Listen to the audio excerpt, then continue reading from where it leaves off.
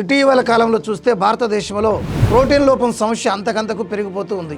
అందుకు కారణాలు ఏమిటన్న విషయాల గురించి ఈరోజు చర్చిద్దాం.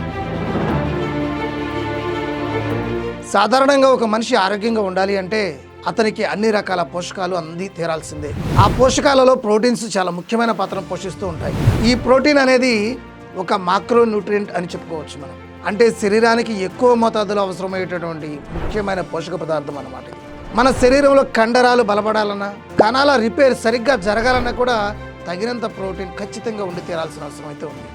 మన దేశంలో చాలా మందికి ఈ ప్రోటీన్ లోపించడం చాలా దురదృష్టకరమైన విషయం. ప్రస్తుతం మన దేశంలో ప్రతి 10 మందిలో దాదాపుగా 8 మందికి ఈ ప్రోటీన్ లోపం ఉన్నట్లుగా నివేదికలు చెబుతున్నాయి. ఇది చాలా ఆందోళనకరమైన విషయం.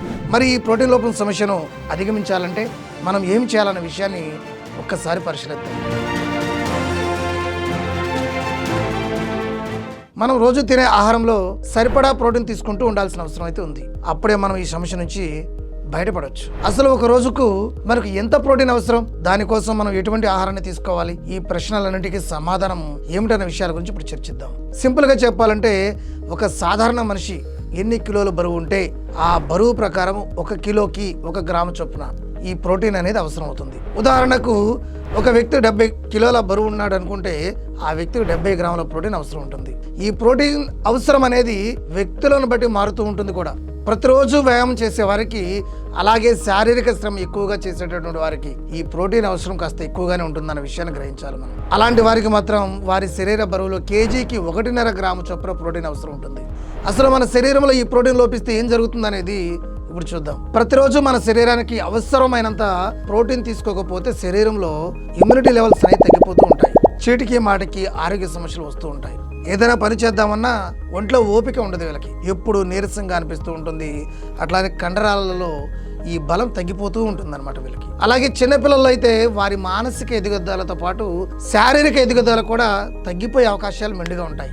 మన బాడీలో ప్రోటీన్ లోపిస్తే ఇలాంటి అనేక సమస్యలు తలెత్తుతూ ఉంటాయి. కాబట్టి మన శరీరం మెల్లగా బలహీన పడిపోతూ ఉంటుందన్నమాట. మరి కొంతమంది ప్రతిరోజు కడుపు నిండా ఆహారం తీసుకుంటూనే ఉంటారు.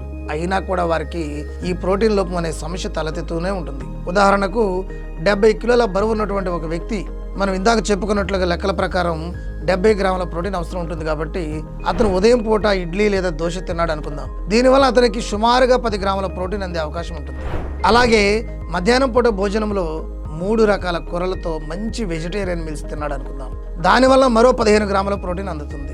ఇక రాత్రిపూట భోజనంలో మరొక 10 గ్రాముల ప్రోటీన్ అందింది అనుకుందాం. ఆ రోజు మొత్తంలో ఆ మనిషికి కేవలం 35 గ్రాముల ప్రోటీన్ మాత్రమే అందుతుంది. అతనికి 70 గ్రాముల ప్రోటీన్ అవసరం ఉంటే అందులో సగం మాత్రమే అందింది. అలాంటప్పుడు ప్రోటీన్ లోపం ఉండక ఇంకేముంటుంది మనకి. ఇక్కడ మనం ఒక విషయాన్ని గుర్తుంచుకోవాల్సిన అవసరం అయితే ఉంది. కడుపు నిండా ఆహారం తినడం కన్నా పోషకాలతో నిండినటువంటి ఆహారం తినడం అనేది ముఖ్యమైన విషయం. మరి ఈ ప్రోటీన్ లోపాన్ని అధిగమించాలంటే ఏం చేయాలి, వివరాలు చూద్దాం. ప్రోటీన్ లోప సమస్యలను అధిగమించాలంటే ఒక్కటే మార్గం ఉందండి. మన డైట్లో ప్రోటీన్ రిచ్ ఫుడ్స్ ఖచ్చితంగా ఉండేలా చూసుకోవాల్సిన అవసరం అయితే ఉంది. ఉడకబెట్టినటువంటి ఒక కోడిగుడ్డులో 6 గ్రాముల ప్రోటీన్ ఉంటుంది. అట్లానే ఒక గ్లాసు పాలల్లో కూడా 6 గ్రాముల ప్రోటీనే ఉంటుంది. మాంసాహారులు అయితే చికెన్, ఫిష్ వంటి ఆహారాలు తీసుకుంటూ ఉండాల్సిన అవసరం ఉంది. శాకాహారులు అయితే పన్నీరు, సోయా లాంటి ఈ రిచ్ ప్రోటీన్ ఫుడ్ స్వీకరించాల్సిన అవసరం ఉంది.